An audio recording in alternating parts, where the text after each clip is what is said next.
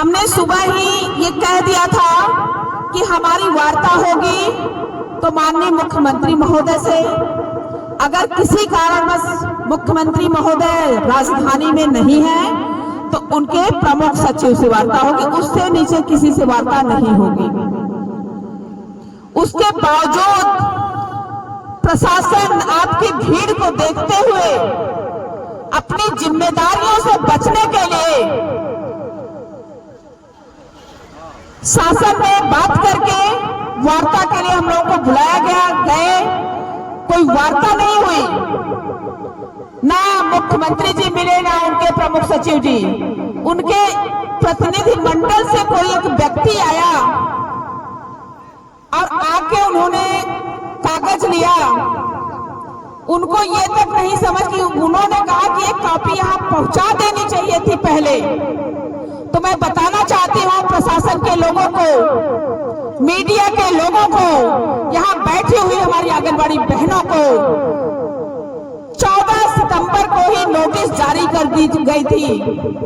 आंगनबाड़ी अधिकार संयुक्त मोर्चा के तहत माननीय मुख्यमंत्री महोदय के नाम मांग पत्र भी दे दिया गया था और धरने की सूचना भी दे दी गई थी।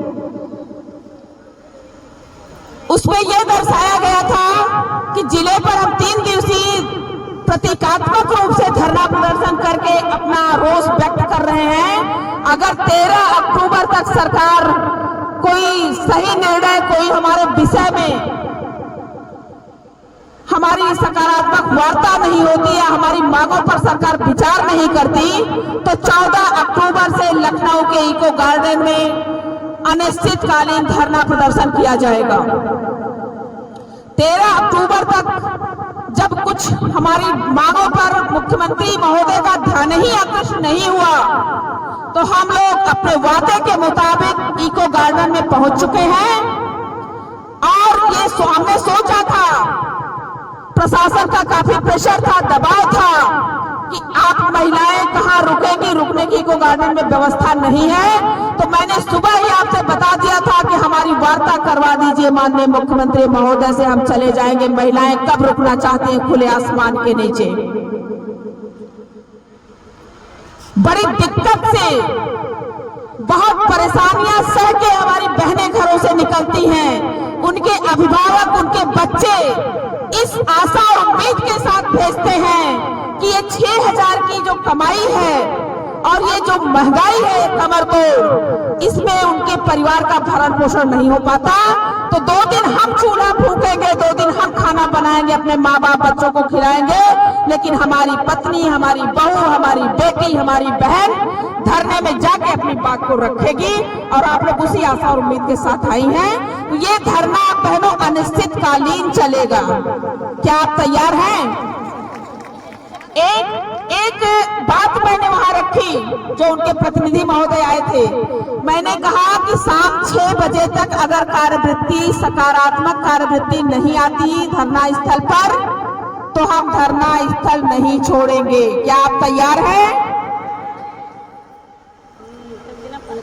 बिना मन के आप कह रही हैं। सारी बहनें जो छाया में बैठी है किनारे, उनकी तो आवाज ही नहीं आ रही है। क्या आप अपना अधिकार लेने के लिए तैयार हैं?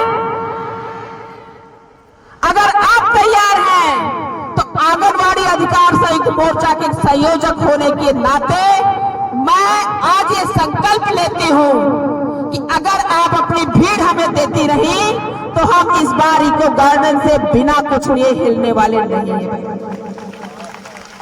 बहुत हो चुका सरकार का छलावा, बहुत मिल लिया माननीय मुख्यमंत्री महोदय से, बहुत टेबल टॉक कर लिया, हमें शौक नहीं है फोटो खिंचवाने का।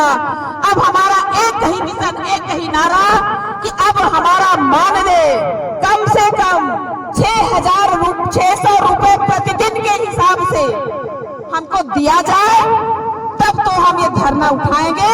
और तत्काल दिया जाए, जैसे 2016 के धरने के बाद सपा की गवर्नमेंट थी, माननीय मुख्यमंत्री अखिलेश यादव जी ने आनंद फानंद 800 रुपए दिया था।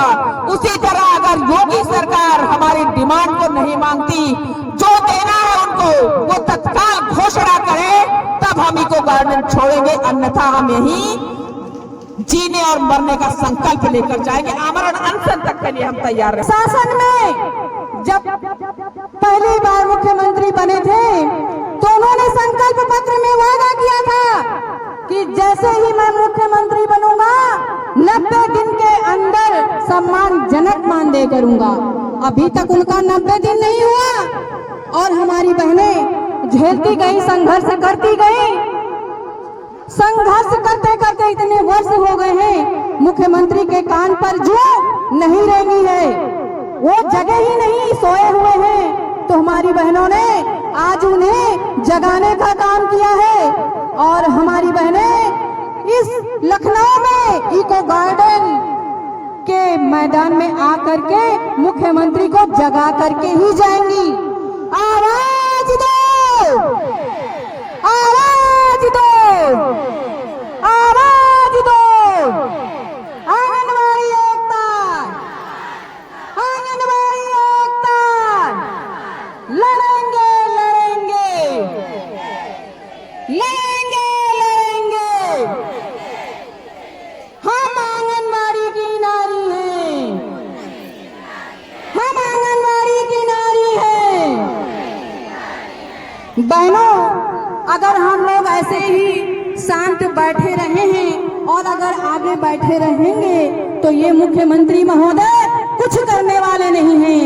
आज यहाँ शपथ लीजिए और अपने घर परिवार से वादा कीजिए कि मुख्यमंत्री महोदय से लड़ने आए हैं और अपना अधिकार लेकर जाएंगे। इस लखनऊ की सरजमी से पूरी यूपी की महिलाओं के साथ जो उन्होंने अन्याय किया है, जो वो गद्दारी करते आए हैं, उसका भरपूर जवाब हमारी महिलाएं देंगी।